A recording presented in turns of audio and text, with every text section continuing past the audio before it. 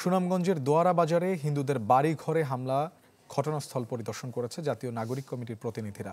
দুপুরে দোয়ারা বাজারে মংলা গাঁও পরিদর্শন করেন তারা। এ সময় প্রতিনিধি দলের সদস্য মঞ্জুর আল মতিন বলেন, দেশে হিন্দু মুসলিম এখন ঐক্যবদ্ধ। কুরআনকে অবমাননা নিয়ে হিন্দু সম্প্রদায়ের বাড়িতে হামলার চেষ্টা হলে মসজিদের ইমাম ও মাওলানা গিয়েই রক্ষা করেছে, যা সারা বাংলাদেশে দৃষ্টান্ত।